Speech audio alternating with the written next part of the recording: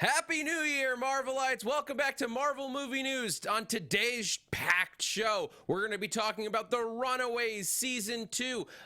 Is Spider-Verse getting some TV spin-offs? I forgot to mute my computer. And is ABC going to have the Avengers host the Oscars? We'll find out that and more on today's Marvel Movie News. Welcome to Popcorn Talk, featuring movie discussion, news, and interviews. Popcorn Talk. We talk movies. And now, here's Popcorn Talk's Marvel Movie News. Woo! Happy New Year. There I am. Happy New Year, Amy. Hey. Happy New Year, Marvelites. Welcome back. Oh, what a marvelous time. What a marvelous time indeed. Did you have a great holiday break, Amy? I did. Did you? I did. It was a lot of fun. I watched a lot of TV, a lot of Marvel Same. stuff. This is Marvel Movie News. We are coming to you live from Bronson Canyon, Los Angeles. That's where the Runaways were hiding when they ran away. In case, I don't think they say that on the show, but that's where they are. Yeah, that's where the hostel is. We are on Popcorn Talk on YouTube. You can find us on Twitter at Marvel News PTN, or you can follow the Popcorn Talk at the Popcorn Talk on Twitter. You can also, if you tweet a link out, both of those accounts will retweet. Just make sure you tag and put the live event link in your tweet. There's so much to talk about. There's so much. I'm Zach Wilson. This is Amy Cassandra Martinez. Hello. We got Jeff in the booth. Thank you, Jeff. You got it, guys. I'm glad to be here. We're going to talk about there's a new Captain Marvel trailer today to tease you guys what we're going to talk about. And I'm not even going to tease everything. As I said, we're going to talk about Spider-Verse potential TV spinoffs that's now floating out there in the ether. The Punisher trailer dropped this morning, so if you haven't seen that, we're going to take a look at it. The Academy is genuinely considering having the Avengers host the Oscars. It's gonna happen. Put the vibes out there. And we're going to talk about not all of Runaway Season 2. So if you haven't finished it, don't worry. We're going to be careful about spoilers, but we are going to talk about our first reactions to what we've each seen of the show. Let's start off with Captain Marvel. Let's do it. The movie is 2 months out. Tickets are on sale now. I'm somebody who works super late on Thursday night, so I can never get those like early screening tickets. I play it by ear and like find a genuine midnight screening sometimes. Yeah. But you can get your tickets now. You can. So get ready. I'm actually going to go to, there's like a fan event going on, which I really don't know what that means, but it popped up on, I'm part of the AMC Stubs A-list. Not sponsored, but hey, we're here if you want to. But yeah, so I saw it and I signed up and I was like, I'm going, so I'm going. Nice. Yes, AMC A-list, not sponsored, but it's why I've seen Spider-Verse so many times in theaters. 3, and I plan to see it at least once, if not 2 more times, because I don't have to pay for the ticket. I just pay my monthly fee. It's great. It's great for people who love to rewatch movies. Anyway, so Captain Marvel out in 2 months. Let's take a look at the 3rd trailer and then talk about it.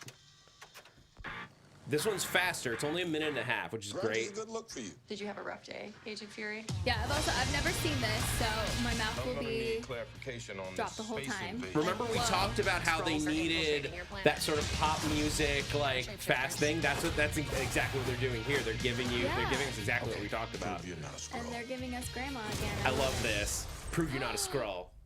That's a photon blast. And A Skrull cannot do that. I'm just supposed to take your word for that.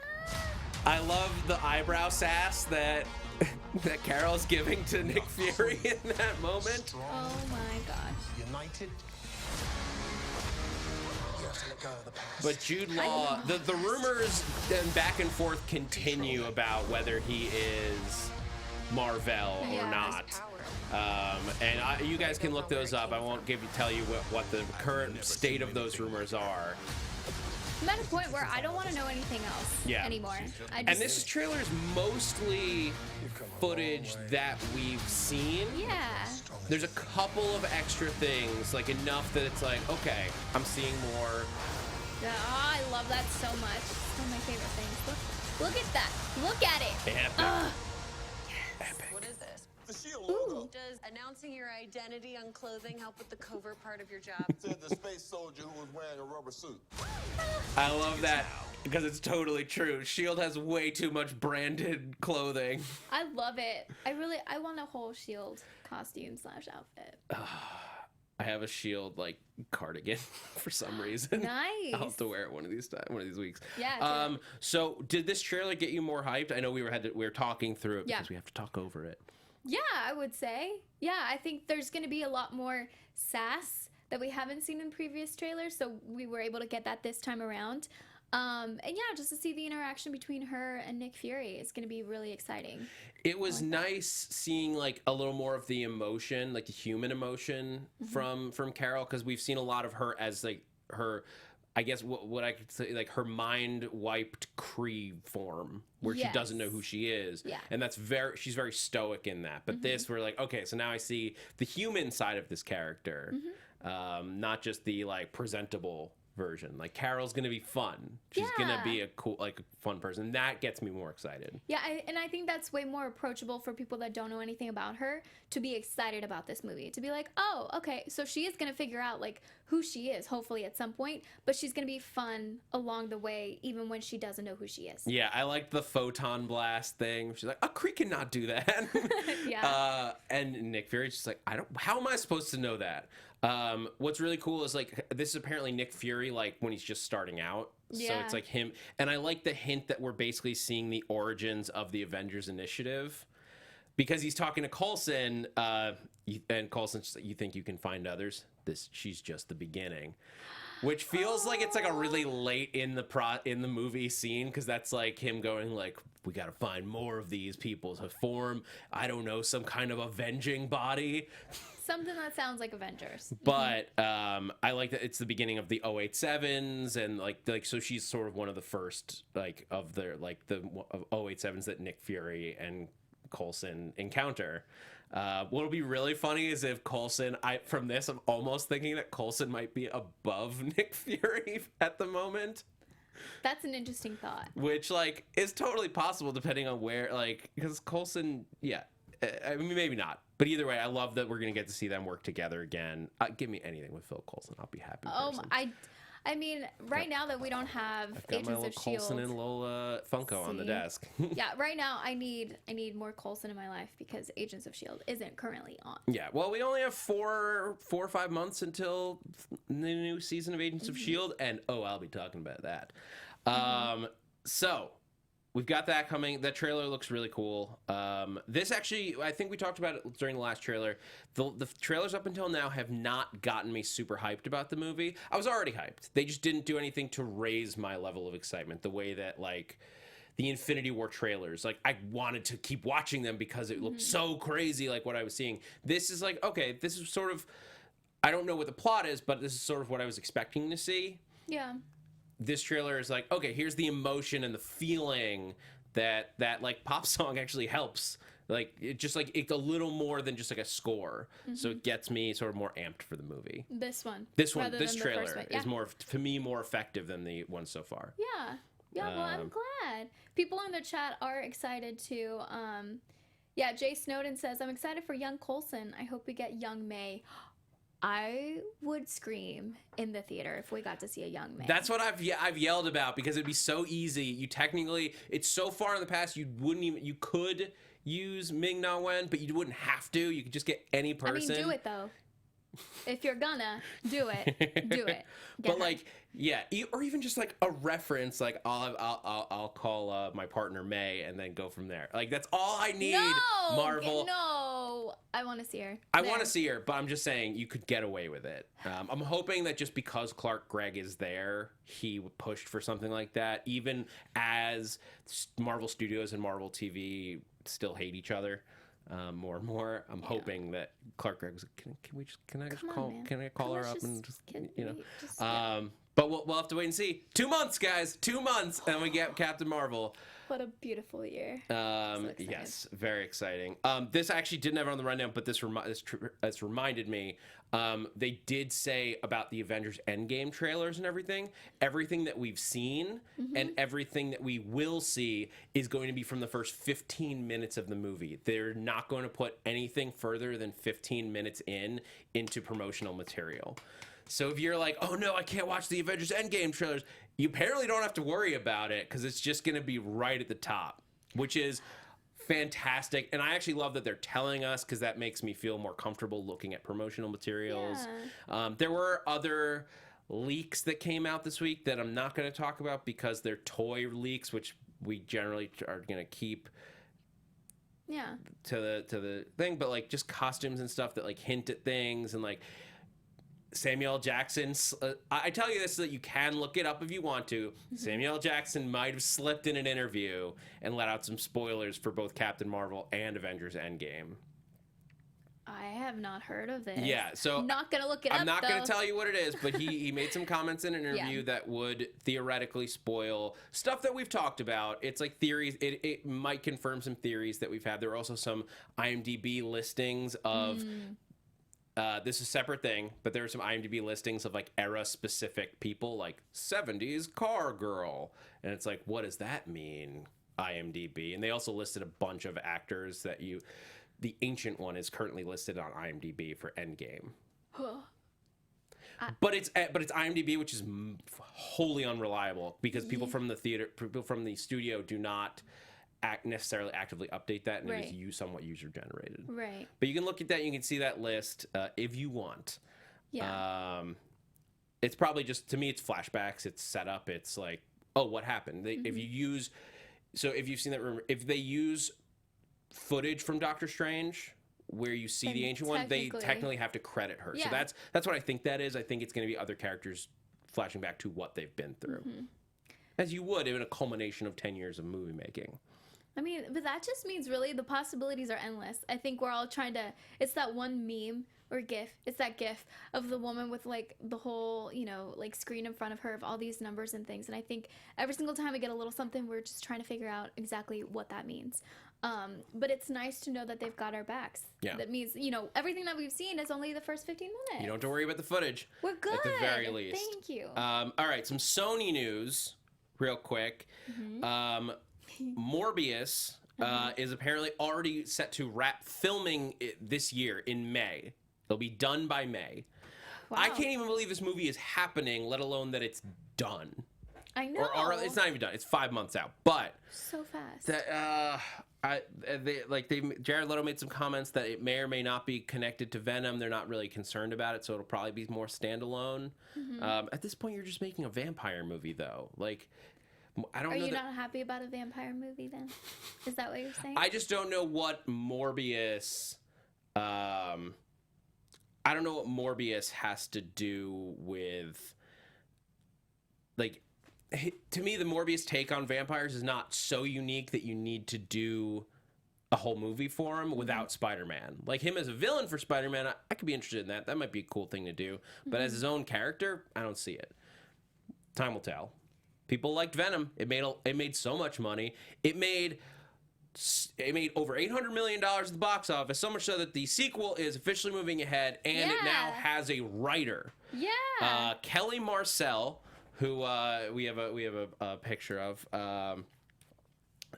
There's her with Tom Hardy. I think it was from one of the Venom events. Good for her. She is officially being put on board of writing sequel. She was one of the writers on the first movie. A lot of movies nowadays have a room. Yeah. So, but she will be writing. She's also written 50 Shades of Grey. You guys might have heard of that. Yeah. But she apparently didn't love the version that was in theaters. So don't let that scare you. Yeah, and that's also that's somebody who is who learns to write adaptations. Yeah. That's a huge deal, especially when you're talking about creating this. Especially, don't forget, Melissa Rosenbaum wrote Twilight, who created Jessica Jones. Yes. Which I would argue is to me, the best Marvel thing that's ever happened ever, personally. But that's just me. Yeah, it's certainly up there. I think Yeah. after the last season of Daredevil that we got, it was just like, whoa. She's also credited for writing Saving Mr. Banks for Disney. I just saw that for the first time. Yeah. Yeah, I mean, here's the thing. I think with writers, you can never just judge them on a thing that they did, because they're gonna want to do multiple genres of writing, and some you'll like, some you won't. But the thing is that there are people out there that enjoy every single thing that some of these people create. So Yes. yay, positivity, because I'm pretty pumped about the sequel to Venom. I'm not gonna lie. I'm more interested in the sequel than I was in the original, because I think that the villains of the original were boring. But a Venom versus Carnage movie, depending on how they do it, could be really interesting. And Gorgeous wig that we all love. and I hope they play up. They joked a lot about this being like a rom-com, and they kept saying like Venom's a rom-com. It wasn't, but I want that version. I mean, let's fully go into all the possibilities, you know? Like we don't really know. So I think that they're going to have fun with it, and I know that there's some people that really did not care for Venom, but there are some of us out there that really did have fun. So I'm curious to see exactly what they're going to take from the first one and really like change, or just like, you know, really go into for the second one. Yeah, I think Rom-comminess for or me, I was not a huge fan of it, but I think there were enough pieces of it that, like, with a proper villain, it could be really interesting. And I think you need to play up the fun of the relationship angle between Eddie and Venom, where treat it like it's a romantic relationship, not just like this, whatever it was in the first one. I think if you treat it like a romance, it will be more fun. And that's what you're going to need, especially against the darkness of like Woody Harrelson's Carnage, which would be like, I think he's a great choice. I hope they let him be I hope they let the movie be as violent as Carnage should be. Yeah. There's a way to do it. Once Upon a Deadpool showed us that you can still do the same plot points without the gore, but Carnage it's in his name. I know. With If a it's name like not Carnage, gory, it almost feels like you're missing pieces of it. Yeah, I know. Well, it'll be interesting to see it and to see exactly how much it's going to change. Yeah. I mean, I'm sure they're going to take our input, you know, and y'all's input in the chat for sure, because they watch this. So we'll see what that means, really. Let's talk about award season. Let's guys. do that. This is a big year for Marvel for awards. Yes, there's the Golden Avenger. And we're going to talk about the Academy Awards themselves in a minute, but I thought we would talk about just who all got nominated this year, because Marvel keeps racking up the nominations.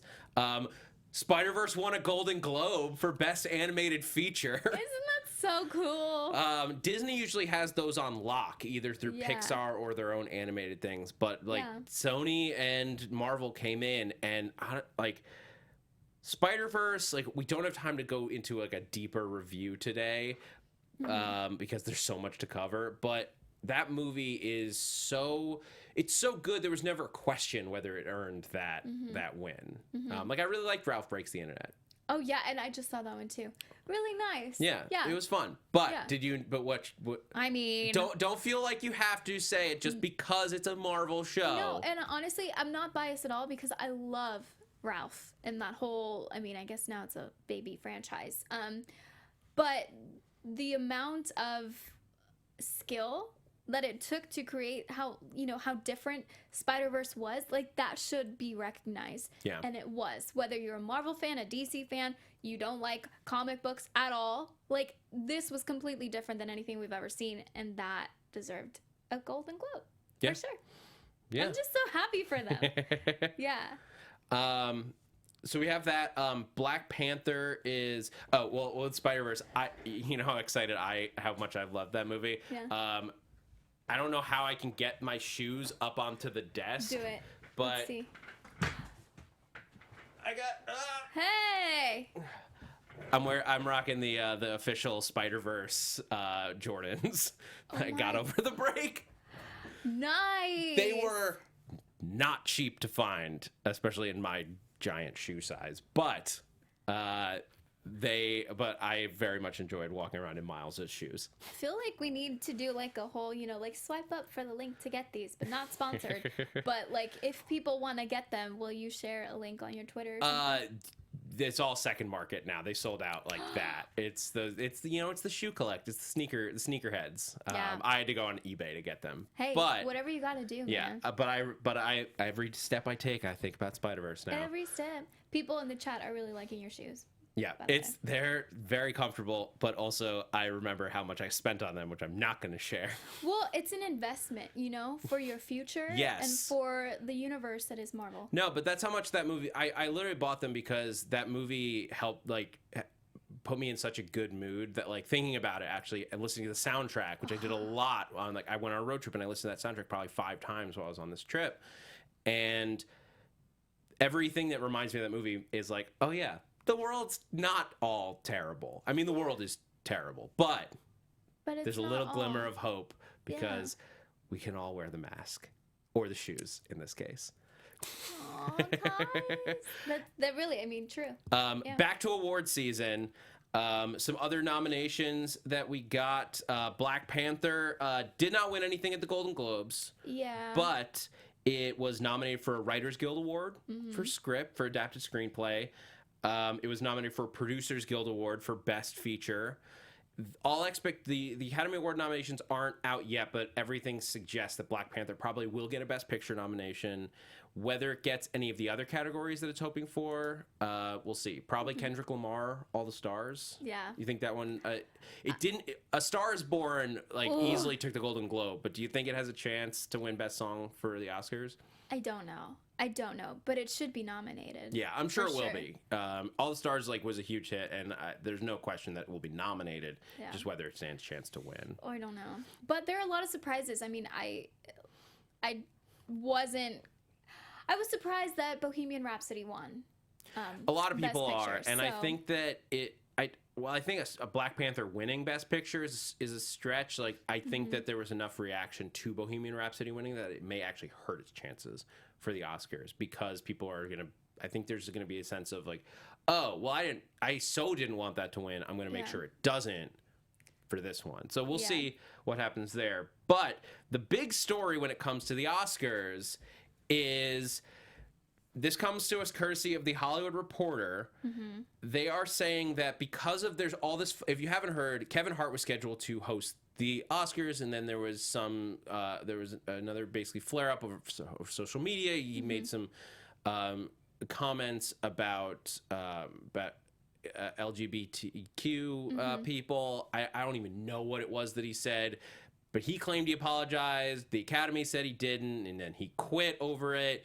And then he was like, maybe I'll come back. And then he didn't, and he talked to Ellen. It's a whole saga we don't need to get into. But now, the rumor is, Hollywood Reporter has sources that are saying the Academy is trying to assemble all of the Avengers actors to, as a group, host the Academy Awards in late February. That would be great. I honestly do want to know in the comments down below and in the chat if you guys, if you're not a huge fan of the Oscars, if you weren't going to really tune in, if you would tune in for the Avengers, to support your fellow Avengers, would you do that? Let us know in the comments below. I feel like I have to tune in now. Of course. I'm usually hit and miss. There's some years where I'm like, yeah, let's do an Oscar party. I'm going to do the pool. And then other years I'm like, I don't need to watch that thing. I don't care. And this year I'm torn on it because I want to root for Spider-Verse. I want to root for Black Panther. But it's still a long ceremony. But if they're going to have Marvel jokes and Avengers jokes scattered throughout the entire show, I'm going to have to watch the whole thing. Right? Yeah. Well, Hayes, I was saying, what about Thanos for Oscar host? I mean, they didn't say no. We have the Avengers, so maybe we have, right? It's totally set in stone. But you never know. That would be fun. Wouldn't it? That's the interesting thing. They have so it's a month and a half out. So the amount to get visual effects for something like this done, if they were actually going to do anything like that. That's my only question for the Academy. It's are you just gonna have Robert Downey Jr. and Chris Evans and Mark Ruffalo They could doing be in like costume. hosting bits like throughout the, or are you gonna do like what Tom Hiddleston did at Comic-Con all those years ago, where he came out as Loki? So like, are you talking Yeah. about having Tony Stark show up at the Oscars, or are you just gonna have Robert Downey Jr. doing all this stuff? And what the article says is that like, this is why you didn't see any of those actors doing anything at the Golden Globes, like just by chance, like Yeah. you didn't really notice it, but when you said it, like, yeah, Scarlett Johansson didn't do anything, Chris Evans didn't do anything, Robert Downey Jr. didn't do anything. And apparently, because they asked them like, if we might do this, like you can't do the Golden Globes because we need it to be more special. Yeah, I mean, we did see some people from Black Panther present. Yes, but not Not necessarily Avengers. yeah. Yeah. I mean, look, just having the possibility of that happen makes me so excited. I'm going to watch the Oscars regardless because I've grown up watching, all of the award shows since I was a kid.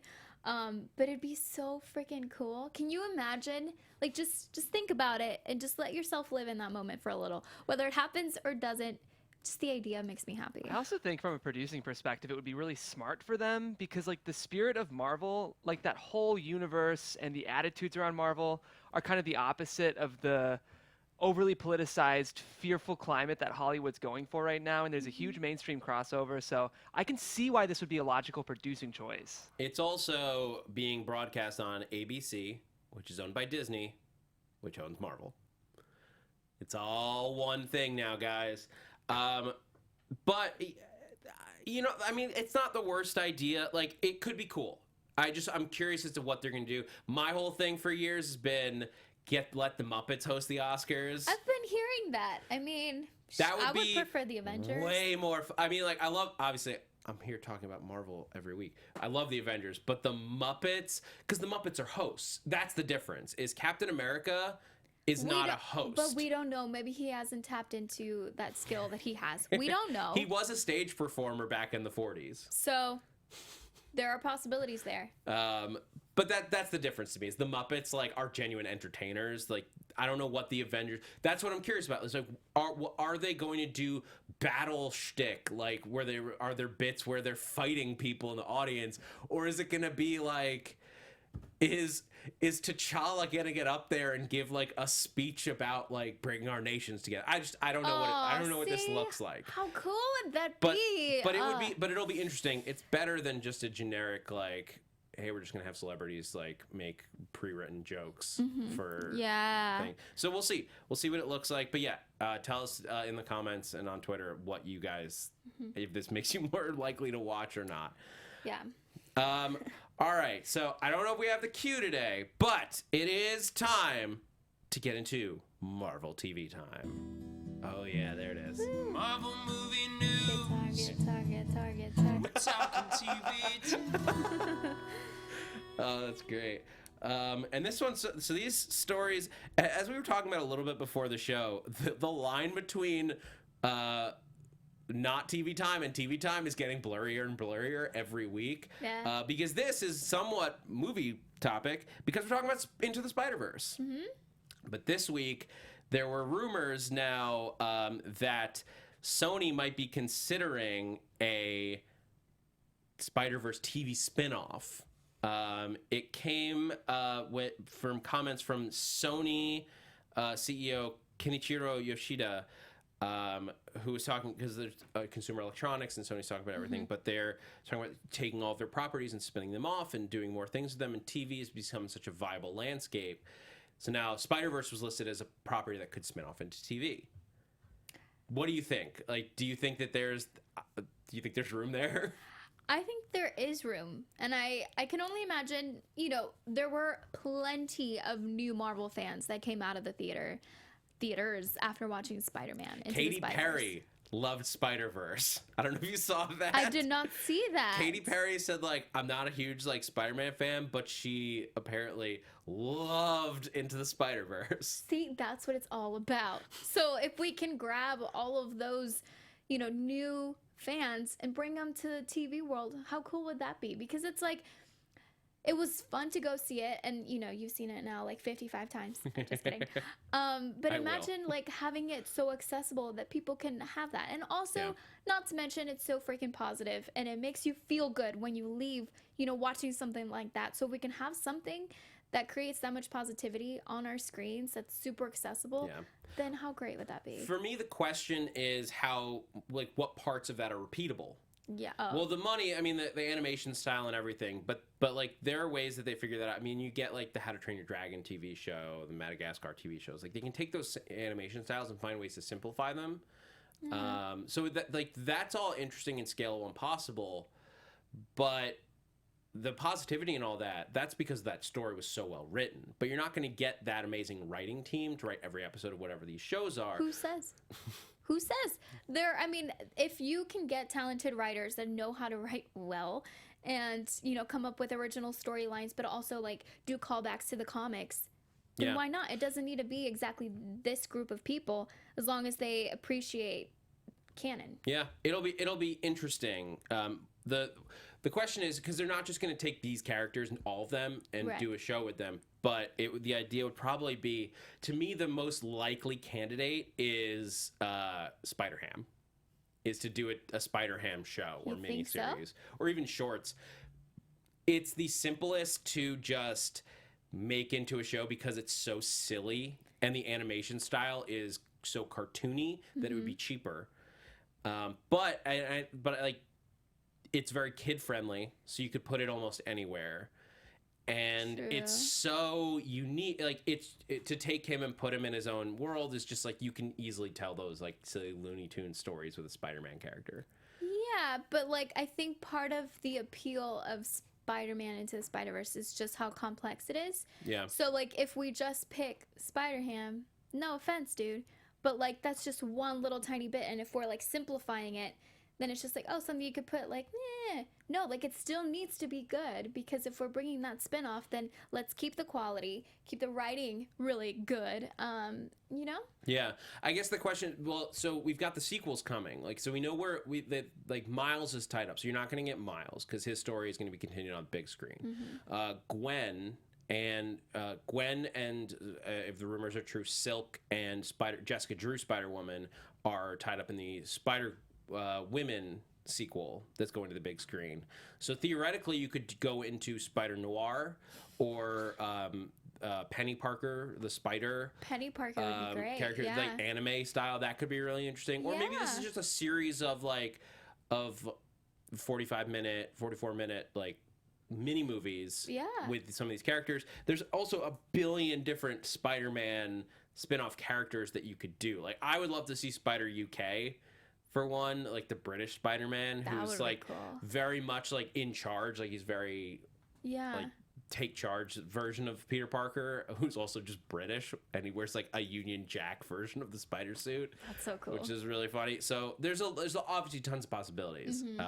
But I'm curious which ones you guys. So let us know again in the comments below which one you want to see. What Spider-Man do you think would work as a series in this world?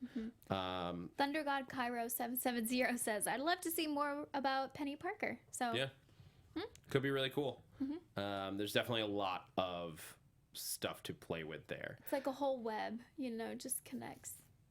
More writers that we know about now. Vision and the Scarlet Witch has found its showrunner in Jack Schaefer.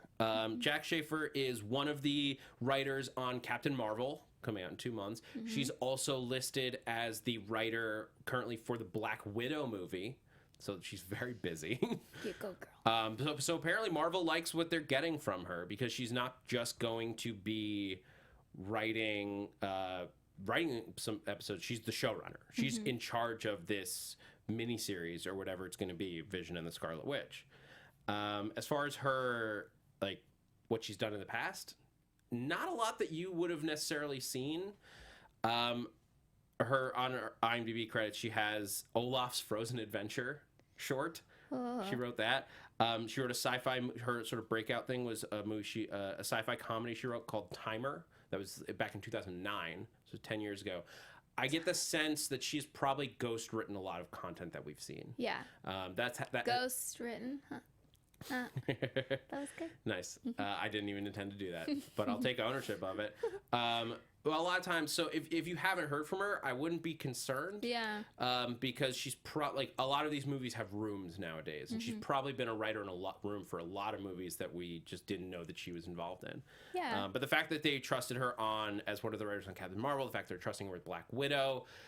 I trust Kevin Feige to have found good talent that we just haven't heard of yet. I trust Marvel. Yeah. I'm cool. And it's great to see a female showrunner taking over a show with what is going to have one of two leads is going to be female. Yeah. Like, this is a big deal. I mean, this is the first time we've seen these characters from, the big screen come to a smaller screen. Yeah. For her to be able to be a part of that is awesome. Yeah, and I'm very curious to see with this show. Like, I want to know what kind of angle they're going to take. If they're going to, like... There's the recent Vision run, which was like him trying to have like a suburban life, but it wasn't with Scarlet Witch. It was because they had separated and like he had literally built himself a family. It's super crazy. Read that run if you want. It's like 2 graphic novels, so it's not a long read. Do they go that route, or do they just go, is this a rom-com show with the 2 of them on the run? Is this an action show? Only time will tell. Maybe a little bit of all of that. Yes. Please give me the romance. I want the romance between Vision and Scarlet Witch. I mean, and I laugh, but like I'm not joking. All right, Netflix time. Some like a bunch of Netflix updates. I'm actually let's go with the order that I set earlier, and then we'll come back through. Okay. Punisher got its new trailer today. Woo! Jeff, let's take a look at that trailer. Why did you? It's the first actually like long footage we've seen of this show. It comes out in a week. That's true, the 18th. Yeah. Holy moly. A week from tonight at midnight, you will get more Punisher. It's almost like I miss him. you were happy for the excuse. And there's been a lot of Punishers, like there's actually some news stories about the Punisher that are really interesting from Jerry Conway and John Bernthal. But in this trailer, Everybody that I've ever cared about. How do you think So- that feels? he's not going actively after people. It's still people that are chasing him, Yeah. which is sort of good. It's like that line you sort of have to walk with a live action version of like in 2019 of the Yeah. Punisher. But we've got Russo back. Oh, I love that. Jigsaw. So like Jigsaw's got his mask. Yeah. I love Netflix Marvel trailers because they're so freaking good. It's like watching a movie. I'm gonna cast on the girl. Whoa. And I also love that Punisher just has his own feel. Like, you listen to the music and you're like, yeah, Punisher. I mean, this is the most like People are gonna die.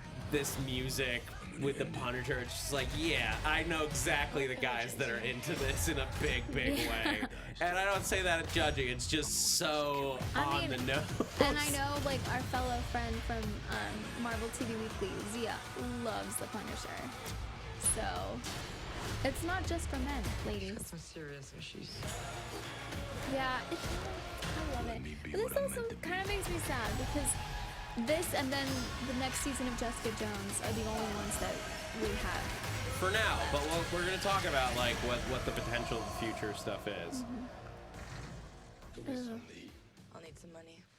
Hands her a roll of bloody money. Cool. Not suspicious at all.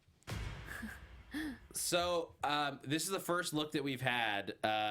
So we know some of the returning characters. Agent Madani is coming back. Russo is now, who is now probably better known as Jigsaw, is there. We get a little Detective Mahoney. Yeah. It will have his little cameo. This appears to be Punisher on the road, so he's out of the city, at least Road for part trip. of it. What do you think? Are you excited about next week's premiere?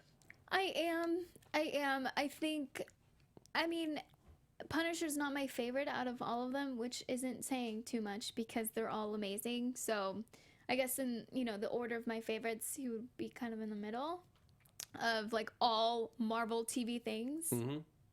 that I've seen. But yeah, I mean, I love that he has his own kind of like persona that you watch it and you feel like a total BA, you know, and no one can take that away from you.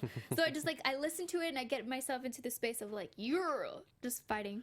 I'm very interested to see what's happening this season, because last season was so heavy in terms of not just it was dark and it used violence in a big way, but it got very much into PTSD and what goes on in a soldier that comes home from war. And I thought that was where most of the success of season 1 was rooted, was in that part of the story, was because it took a character that could be just very violent in one note and made him have a lot of depth, and not just like, they hurt my family, I'm gonna get revenge. It was like, no, this is a character who there's a reason that he reacts this way, there's a reason that he's built this way, and it's rooted in the real world more than any of the others, even like, because like Jessica Jones is like very grounded, but she's still a super powered person.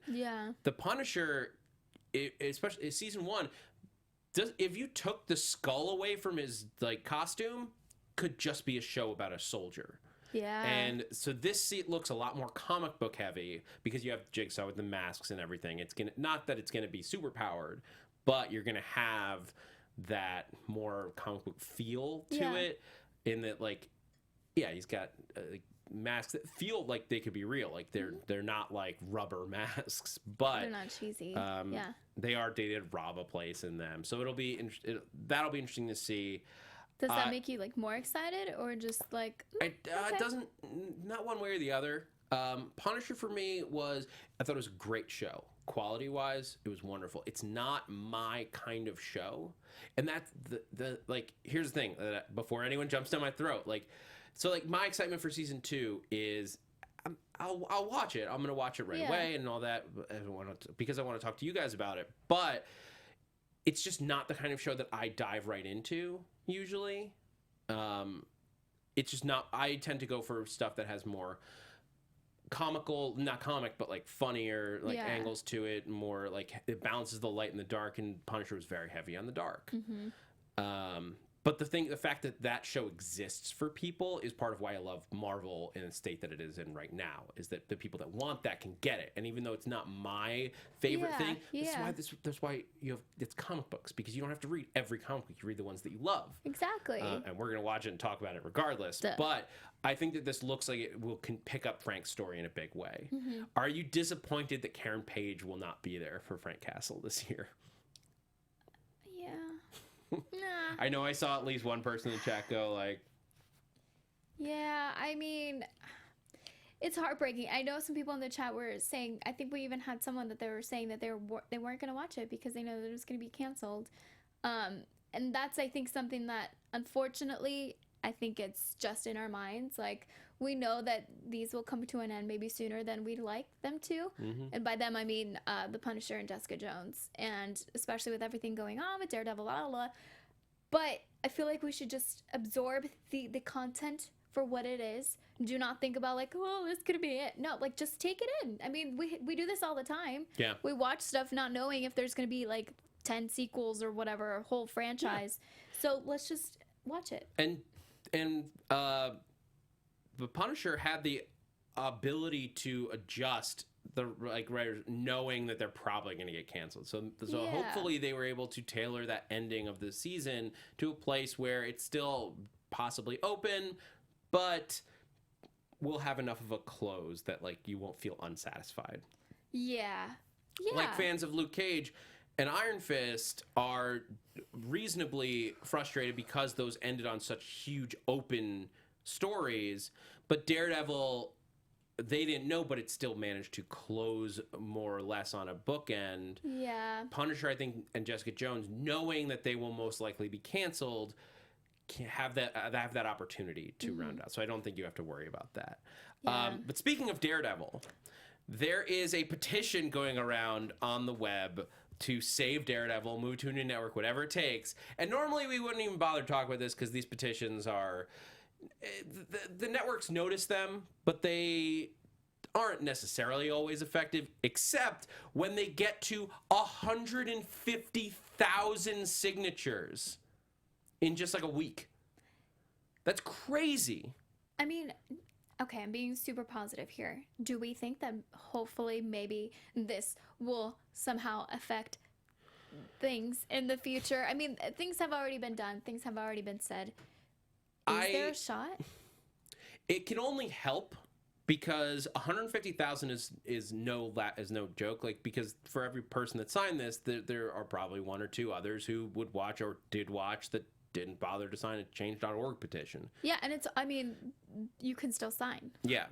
So whether it's going to actually change anything, I think the bigger thing is that a lot of this is not. I don't think it was ever a question that people were enjoying or not enjoying the show or that people didn't want it, but it's all tied up in a combination of legal and creative like decisions for large that are bigger than one show. Yeah. Disney Plus is not going to have a show like Daredevil in the way that this version of Daredevil existed. That's just not the net. It's you wouldn't put Daredevil on Freeform or on ABC either. It's just that's not the kind of show that those networks air. And for that reason, Daredevil needs to, if it's going to go on, Disney needs to figure out a home for it where it can exist as people have enjoyed it. And they can't do that until at least next year. So time will tell. But 150,000 signatures, keep signing, guys. Like, you never know. Disney might see that and be like, all right, here, Netflix, here's $1 million, here's $5 million. Please give us our rights back, and we're going to just do our thing. So sign it. Yeah. If you haven't yet. Mike Coulter made some comments this week about Luke Cage. He was asked, as they keep asking them, like, whether he was going to be in Avengers Endgame at all. And he's like, this is the quote, "Am I in Avengers Endgame? Well, you know what? Based off what happened, I'm already dead. The snap already happened with Luke Cage. We're dead. We're already gone. I hate to break it down, break people's, but no, we're not." So basically, as far as Mike Coulter is concerned, that's why Luke Cage got canceled. It was because he got snapped by Thanos. I like that he was humorous about it. Yeah, that's the best way to look at it. It's like, that's why we're not getting any more of these things. All of them just like they gone. It happens. Yeah. Whenever Thanos is womp in charge. Yeah. Xeno Hour was actually saying Daredevil should be a movie. I mean, either way, nothing's going to happen until 2020. What I would love to see them do with specifically Daredevil, I can't remember if I talked about this on the air or not. I want to see them take this version of Daredevil and do movie 2-in-1 stories. Okay. So Marvel 2-in-1 where they would take like I want to see Spider-Man and Daredevil. And they do a one-off adventure where you get to see Spidey and have to fight with Kingpin and Daredevil. Like, you can because now that Marvel Studios is starting to make these shows, to take like two of these characters, maybe Spider-Man maybe this version of Spider-Man isn't the right one, but like when you have stuff like Captain America and Iron Man, like Blackwood, or like stick Hawkeye with the Daredevil, like something like that, where you combine two characters that you wouldn't expect to see together like that, and just do a one-off story with them, like a special, like an annual kind of thing. Okay. Oh, I mean, more than annual, because we're basically saying bye to these shows. Well, what I mean is like an annual issue, like the ones that come out where it's just like it's a one-off story. It's doesn't break. It's in canon, but it doesn't break from. It doesn't mean that the ongoing stories that these characters are dealing with aren't happening. It's just a standalone story in this universe, but it doesn't have to be like in the same like line. Like, you can figure out where it goes later. That's what I would love to see them do with these Netflix characters. Disney has more control over them. Quickly going back to the Punisher, Ivan Soto's been saying that Karen has been confirmed to return to the Punisher. Okay, I'm wrong then. So I didn't expect to see her because I'm seeing like On the Road, but and because she seemed to be locked into where she is with Daredevil. But that's cool. We can't know everything here, guys. But thank you for pointing that out. So we'll see how much of a role she plays in the season. Legion had some casting news. Real quick. Lauren Tsai an actress who you probably aren't familiar with. She's only done a few things, but this is going to be her first big TV role. Is going to be playing a character called Switch. And so we see in that photo, that's the only current mutant that we know called Switch that exists. Okay. Switch is a character with body swapping abilities Cool. that was created in 1999 during an X-Force run. He, in the comics, was a villain named Devin Alomar. But yeah, he can basically change, like affect people and change. And I think he can make other people switch bodies, not necessarily himself. But this could be a gender swap version of that character. So it's kind of like Freaky Friday, right? Kind of. But you can also do it with other people. Yeah, a little bit. Yeah, That's cool. So we'll see. We'll see what she does in that show. That's really it. I just wanted to make sure you guys were aware that that was happening. I mean, that'll certainly add a lot to Legion. I think Legion's already like a woo kind of crazy show, but this would be super exciting. So good for her. Yay! We've got about 10 minutes left, and I want to talk about Runaways season 2. Let's do it. All right. So if you guys have, so we're gonna talk about like mild spoilers. I won't ruin the end of it because Amy hasn't finished season because it's a lot of show to watch. Guys, yeah. 13 episode season. But Amy, of what you've seen so far, warning. Potential spoilers for Runaways. Yeah. We'll try to keep it mostly spoiler free, but you're gonna get a little bit here and there. Yeah. Well, so I actually told you I had never seen Runaways until super late of last year. Super late December. So I really just like dived in, and the first season was fantastic. This second season, I don't know if it was just like too much at once. But it's been high up and down for me. But I'm still having fun because I love Runaways in that this is focused on the kids mostly, with, you know, crazy parents basically, and it's really fun. It's really different, and the only other show I had seen that had younger characters like this was Cloak and Dagger. And Cloak and Dagger, like, it's also fun, but I love having the versatility of all these different characters. And now in the second season, they really understand what their powers are, and they still are trying to figure them out and see how far they can go. And we certainly see that in this season, which adds to the drama, which adds to the action and the intensity. The stakes are so high. And I don't know. I feel like at the beginning of season 1, I started finding myself like finding favorites with the Runaways. And now I'm like, no, I'm invested in all of you guys. Like, I want the best for you all. And especially, you know, now that they're on their own and they're having to do things on their own and not have access to certain things that they need, it's scary. It's really scary. Yeah. I liked this season a lot more than I liked season 1. Interesting. I thought that like season 1, like halfway through, I got kind of like meh and like turned off, and then came back to it like a while later. But this season, I watched it just like in like less than a week. I just binged it. Like I was enjoying every moment of this, and especially I think the last few episodes were like flew by. I couldn't stop watching. I watched till like 2 a.m, which to be honest is not that late for me. But I really enjoyed it. I thought that the characters, the cohesion of the group really came together. The fact, like the ensemble of this cast, this is truly an ensemble show. And they balanced that really well, where no character really felt underserved over the course of the season. Like, I felt like Molly had a lot to do with what she was dealing with the like finding out her about her family and like trying to find new family and all that. Chase had a big arc with his father. I won't spoil it, like where it goes. My gosh, though. Yeah.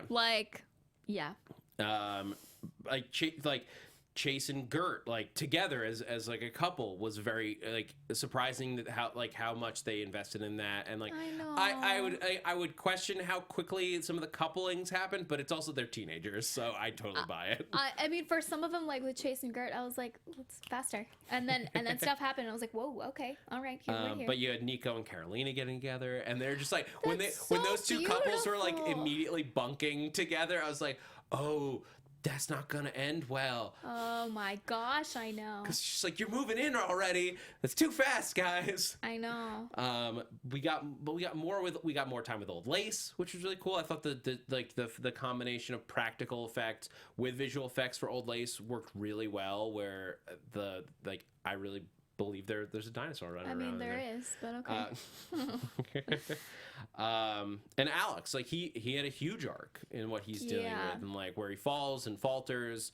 It really affects everybody in the group. Everybody got their time. Like they used the 13 episodes really effectively. Yeah.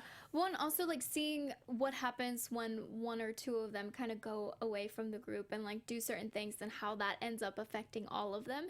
They don't really realize it. Like, you know, Alex, Molly, Carolina. Yeah. It's interesting. The thing that I think the reason I think this season really was more effective than the last season was that the adults were more effective as villains in this time around. They sort of like, it felt like they were sort of like pushing it a little bit, but now we had the parents, like we had to like them a little bit, I think, for the show to work. Yeah. For how long they stuck around. But this season added in enough external, like non-parental threats that it felt like we were having, and then like the parents trying to gain control but being victims of their own circumstances as well, made the problems that the kids were running into more effective. It made it feel more grounded and real, as opposed to just like these high-powered parents who are coming in to mess up these kids' lives because they're evil. This felt like, no, these are parents who, like, they did some bad stuff, but like that makes them bad people, and so they're doing bad things, but there's also external factors. They're not just the parents, but pushing the parents into even more extreme places.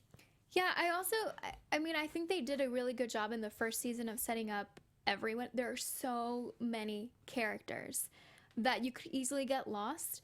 And I think they found the perfect balance in the first season, and even, you know, what I've seen of the second season, of having enough time with the kids, having enough time with the parents, and then, like you said, outside people that are also involved.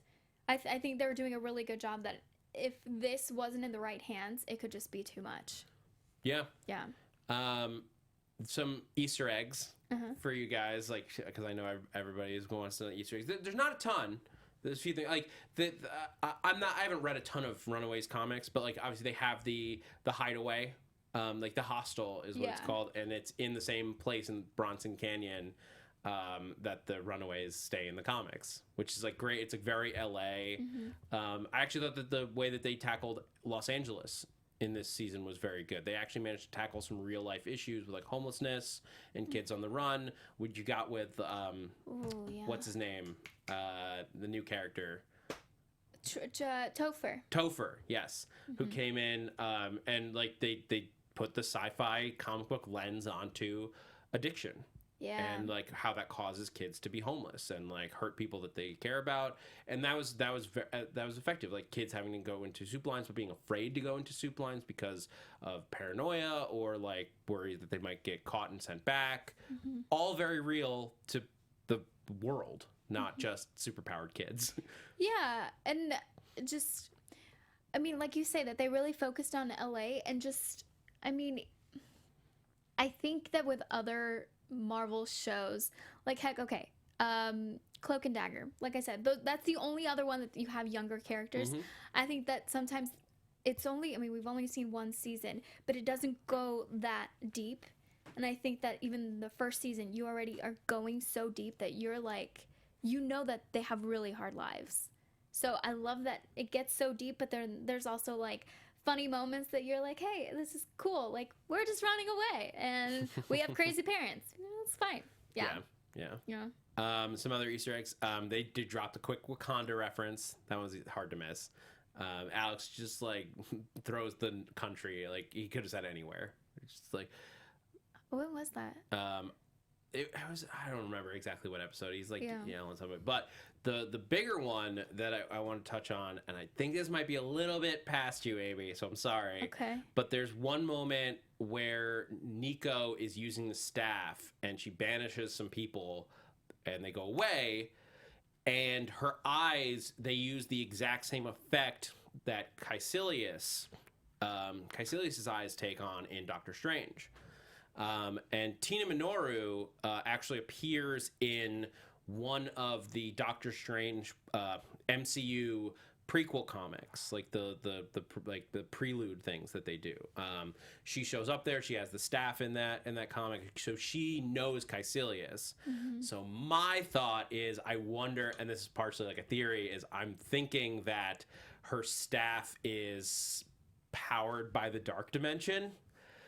So, like, is there some Dormammu stuff going on with Nico? Like, that's what the eyes imply to me, which we see at least once during the season. Trying to avoid spoilers, but I wanted to talk about this one specific Easter egg because it's very deliberate that they're using the same effect from Doctor Strange. So I have to think that there is somehow, because the staff has that dark hold over her. Like, there's something about that staff that is like taking her darkness and elevating it. So I think there may be a connection to Dormammu. Whether we'll ever get into that as like out loud, I don't know. But that's my crazy MCU theory, is that somehow this staff is linked to Dormammu. Dude, that would be really cool. Yeah. And I love how dark Nico got, and even what I've seen so far. Well, dark like in her own story, but also like the staff is driving her further, and that'll be something for her. Like, again, just like superhero stuff does this. Like, it's not the first time that we've seen like superpowers become addictive. Like, we literally see it in the show. But that, I think, what the staff can do with her and does to her, and whether she has to fight with it and like sort of make. I'd be interested to see if they start treating it as an intelligent being that she has to like make a deal with, where she like gives it like, uses the darkness a little bit but doesn't want to go too far. Yeah, I don't know. We'll see. I definitely want to know everyone's thoughts about the Runaways in the comments down below. You guys were great in the chat. Lots of strong opinions is what I'll say. Yes. But keep those coming. And let us know what you think about it. That's going to do it for today's Marvel movie news. Thank you guys so much for joining us. Amy, it was great to be back. Yes, it was. I'm excited to talk about all this stuff. We have so much to talk about next week. Next week we'll be one day away from The Punisher. Who knows what's going to happen between now and then? Maybe we'll get confirmation of those Avengers at the Academy Awards. It's going to happen. Amy, where can everyone find you? You guys can find me on all social media at Amy Cassandra MTZ, and also on YouTube. Just look up my full name, Amy Cassandra Martinez. All right, I'm Zach Wilson. You can find me on Twitter and Instagram at @ThatZachWilson. Also, be sure to check out my podcast, Ships in the Night. It's a silly comedy shipping podcast. Find it on all iTunes and all those platforms. Guys, this has been Marvel Movie News. Thanks for geeking out with us. From producers Maria Menounos, Kevin Undergaro, Phil Svitek, and the entire Popcorn Talk Network, we would like to thank you for tuning in. For questions or comments, be sure to visit popcorntalk.com. I'm Sir Richard Wentworth, and this has been a presentation of the Popcorn Talk Network. The views expressed herein are those of the hosts only and do not necessarily reflect the views of its owners or principals.